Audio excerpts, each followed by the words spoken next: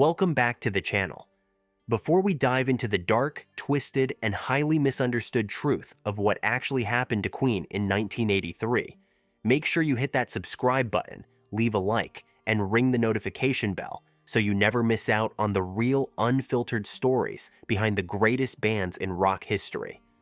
Your support helps us keep bringing you these deep dives into music history. Now, let us set the stage. If you have seen the blockbuster biopic Bohemian Rhapsody, you probably walked out of the theater believing a very specific narrative about Freddie Mercury and Queen. The movie paints a dramatic picture of a band torn apart by greed, ego, and manipulation. It shows Freddie Mercury going behind the backs of his bandmates to sign a massive, multi-million-dollar solo record deal, effectively abandoning them.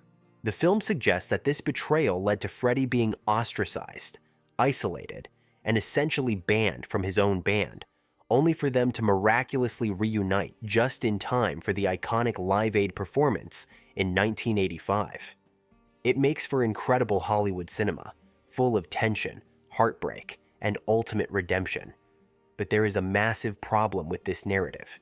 It is almost entirely fictional. The truth about what happened to Freddie Mercury and Queen in 1983 is far more complex, far less malicious, and infinitely more interesting than the dramatized movie version.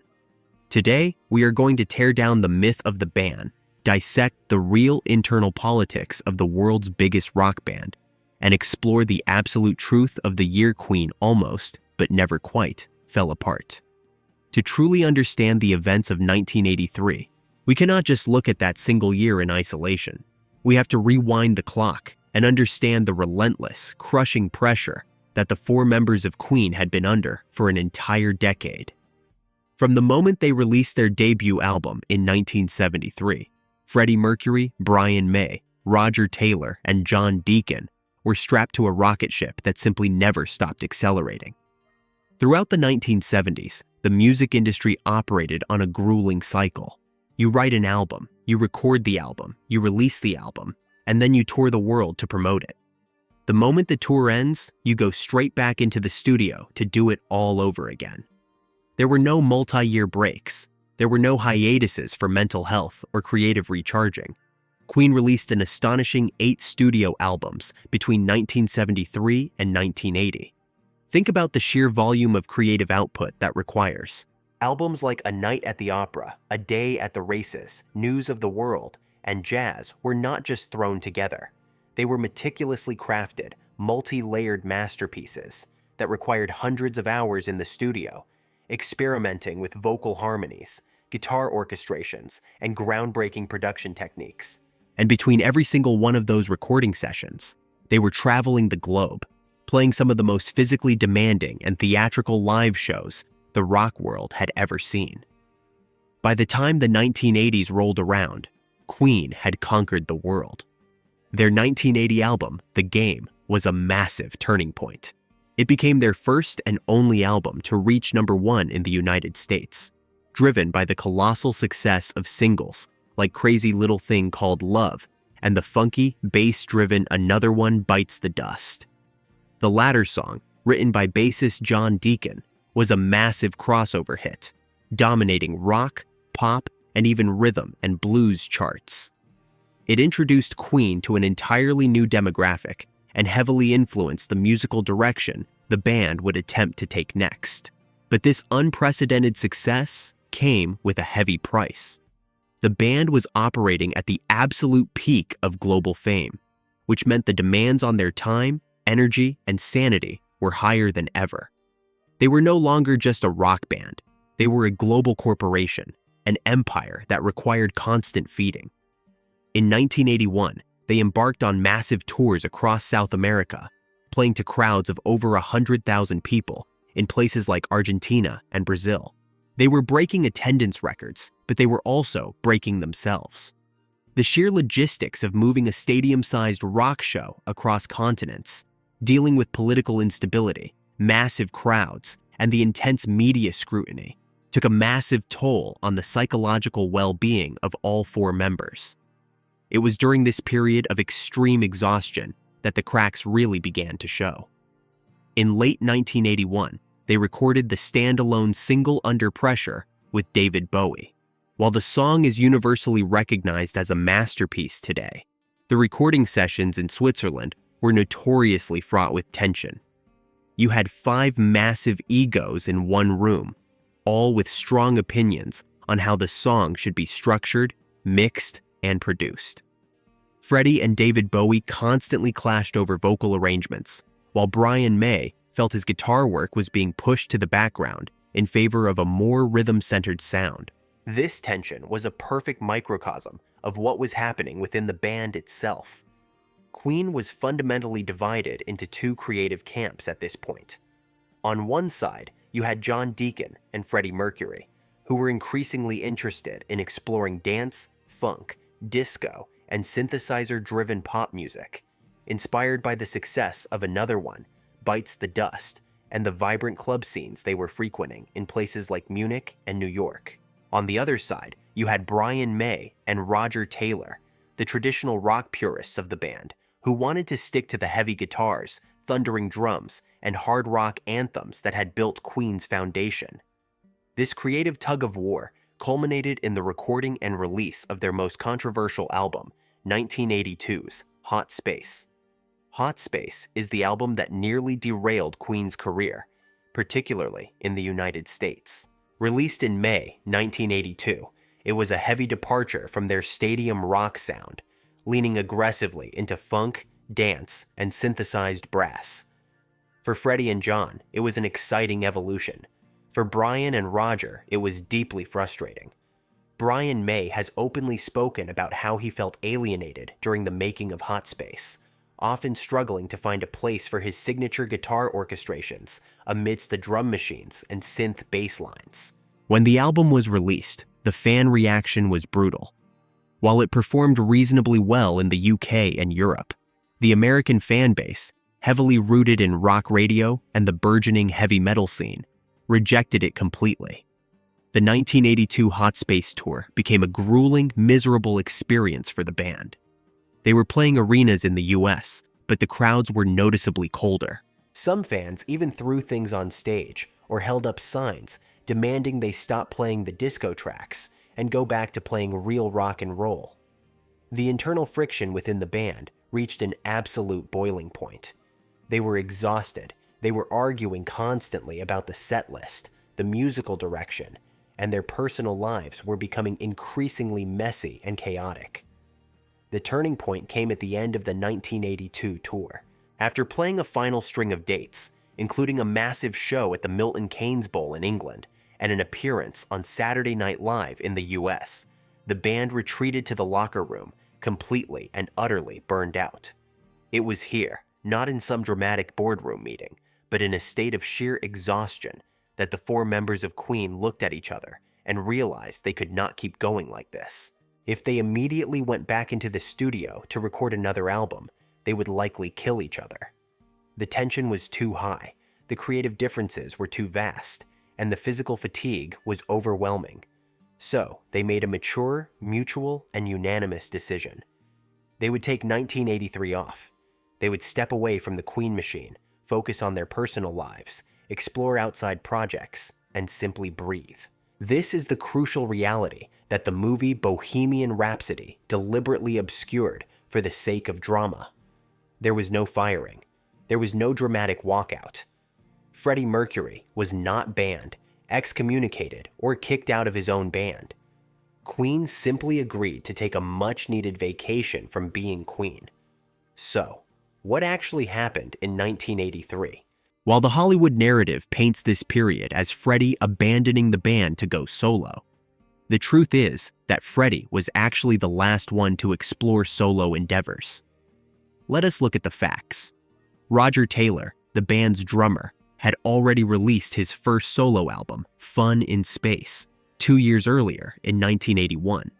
Nobody accused him of betraying the band. During the 1983 hiatus, Roger was already hard at work on his second solo album, Strange Frontier. Brian May, dealing with a deep personal depression, the collapse of his marriage, and immense frustration over the Hot Space era, went to Los Angeles to clear his head. While there, he jammed with his friends, including guitar legend Eddie Van Halen, and ended up recording and releasing the Starfleet Project mini-album in late 1983. John Deacon, the quietest member of the band, simply used the time to be with his growing family and escape the blinding spotlight of the rock and roll lifestyle. Every single member of the band was doing exactly what they had agreed to do, taking a break and exploring their own interests. The idea that Freddie's solo work was some unprecedented act of treason is entirely fabricated. However, this is not to say that Freddie's solo activities did not cause a ripple within the band. What actually ruffled the feathers of Brian, Roger, and John was not the fact that Freddie was making a solo album, but rather the sheer amount of money he was paid to do it. In 1983, Freddie Mercury signed a solo contract with CBS Records. The record executives knew the immense value of Freddie's voice and theatricality, and they offered him an absolutely staggering advance. Rumors suggest it was somewhere around $2 million to $4 million, an astronomical sum for a solo deal at that time. It was significantly more money than Queen, as a collective, was making per album from their own label. When the rest of the band found out about the size of the check Freddie received, there was definitely a sense of annoyance and bruised egos. It is natural human psychology. You are in a band where everything is split equally, and suddenly your frontman is handed a fortune just to sing without you. But this annoyance never translated into a ban or a breakup. They were irritated by the business side of it, but they never stopped communicating, and they never once considered dissolving Queen. During this period, Freddie relocated to Munich, Germany, to work on what would eventually become his 1985 solo album, Mr. Bad Guy. Munich was a double-edged sword for Freddie. On one hand, it provided him with the anonymity and creative freedom he craved. He could explore his love for disco, synth-pop, and sweeping orchestrations without having to compromise with Brian's rock sensibilities. On the other hand, Munich in the early 1980s was a city with a notorious high-octane nightlife, fueled by heavy drinking and drug use. Freddie plunged headfirst into this scene. This is where the influence of Paul Prenter, his personal manager, became particularly toxic. Prenter isolated Freddie from his older, more grounding friends and bandmates, encouraging a lifestyle of excess that often delayed the recording process and took a serious toll on Freddie's physical and mental health. The Munich period was undeniably dark for Freddie personally, filled with wild parties, questionable decisions, and a growing sense of isolation. But again, this was a personal struggle, not a professional exile mandated by his bandmates.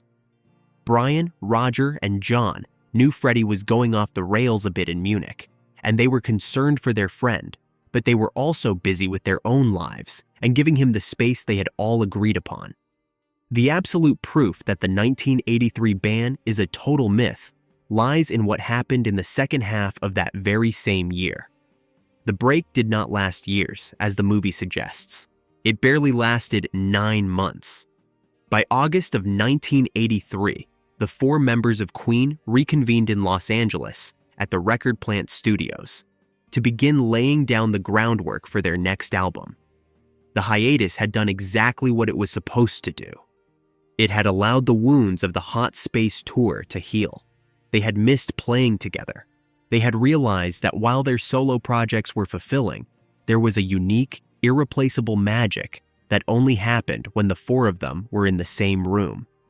The recording sessions that began in late 1983 eventually moved to Musicland Studios in Munich, the very city where Freddie had been recording his solo work. This period birthed the album The Works, which was released in February of 1984. The Works was a brilliant return to form, a perfect compromise between the electronic pop elements Freddie and John loved and the heavy rock anthems Brian and Roger championed. It was the sound of a band that had resolved its differences and found its unity once again. The creation of The Works also highlights the collaborative nature of Queen that remained completely intact. Yes, they argued. Yes, they had massive fights over song arrangements, but that was their creative process. During the making of The Works, Roger Taylor brought in a song heavily reliant on synthesizers called Radio Gaga. Instead of dismissing it as they might have during the hot space tensions, the band worked on it together. Freddie helped polish the vocal melody, and John added the driving bass line, turning it into a massive global anthem. Similarly, John Deacon wrote I Want to Break Free, and the band fully committed to it, including filming the iconic, controversial music video where all 4 members dressed in drag, parodying the British soap opera Coronation Street. The band was unified, laughing together, creating together, and most importantly, preparing to take on the world together again. The release of the works in 1984 and the subsequent massive world tour completely shatters the timeline presented in Bohemian Rhapsody. In the movie, the band reunites for Live Aid in 1985 after years of not speaking. In reality, throughout 1984, Queen was touring heavily, playing sold-out shows across Europe, South America, and Asia. It is important to acknowledge that the 1984 Works Tour was not without its massive controversies. Against the advice of the United Nations and the British Musicians Union, Queen made the highly controversial decision to play a series of shows at Sun City, an entertainment complex situated in Bophuthatswana, a nominally independent state created by the apartheid regime of South Africa. The decision to break the cultural boycott against apartheid drew massive international condemnation.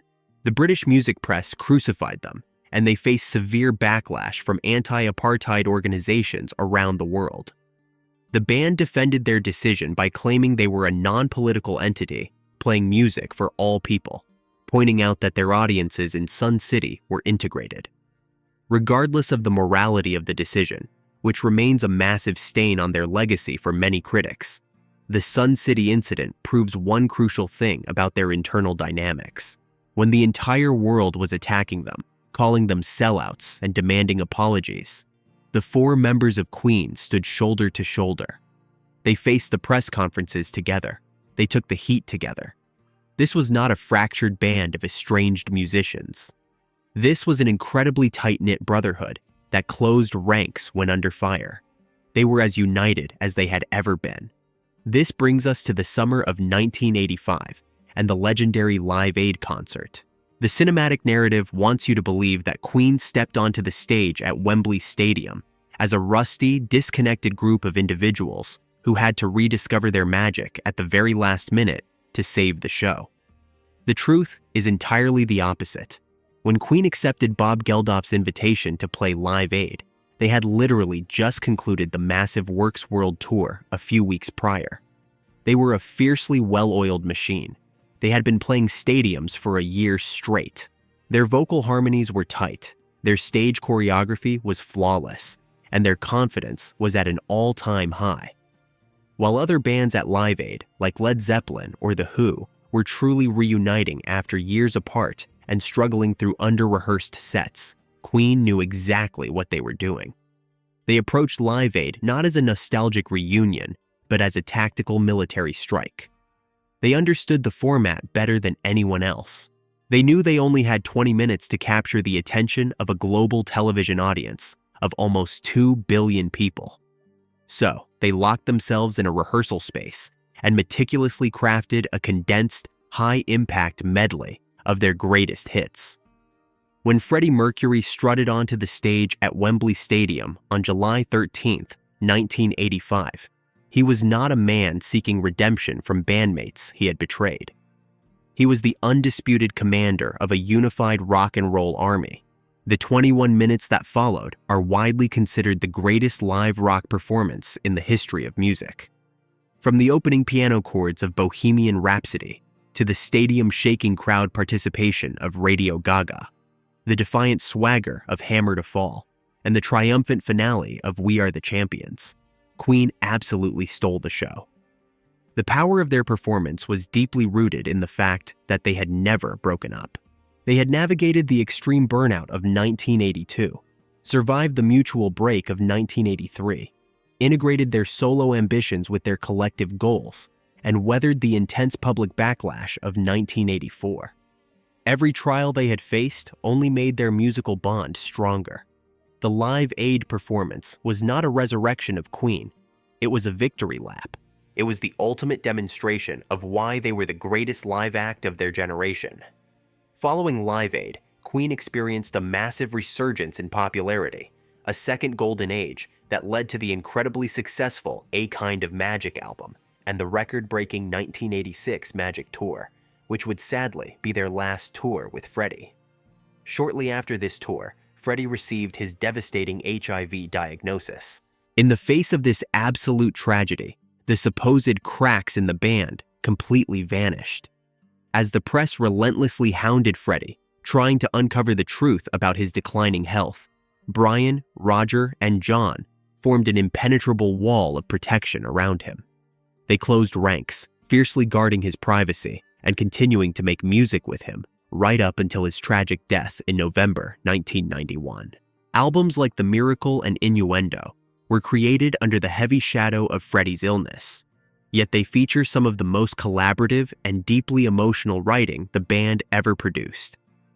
The credits on these final albums were changed to simply read Queen, removing individual songwriting credits to ensure all royalties were split equally, and that there were no more internal arguments over single choices. This final act of unity proves beyond any doubt that Queen was a family. Families argue. Families take breaks from each other.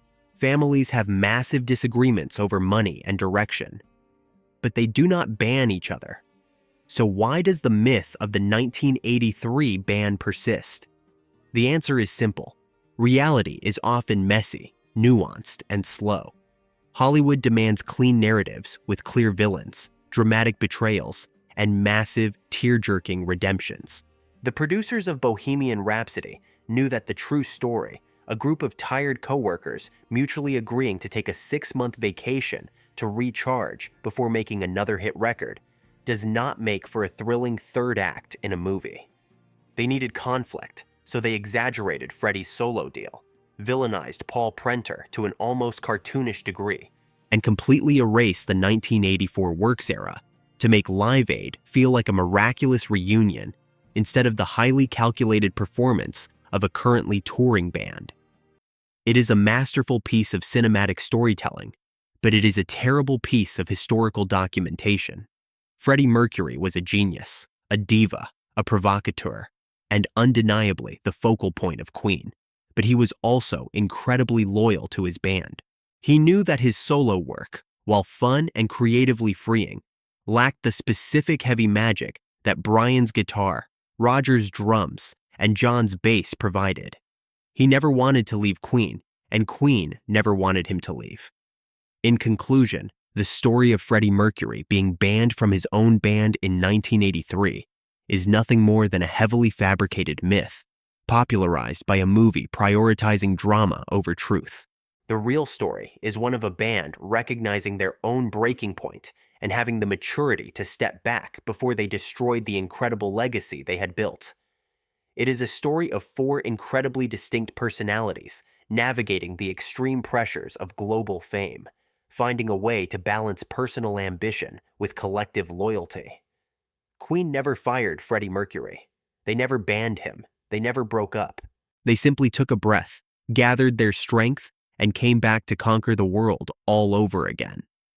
If you enjoyed this deep dive into the real history of rock's most legendary band, do not forget to hit that subscribe button right now. Leave a comment below telling me which rock myth you want me to debunk next, and make sure you like this video so the algorithm knows you want more truth and less Hollywood fiction. Keep rocking, and I will see you in the next one.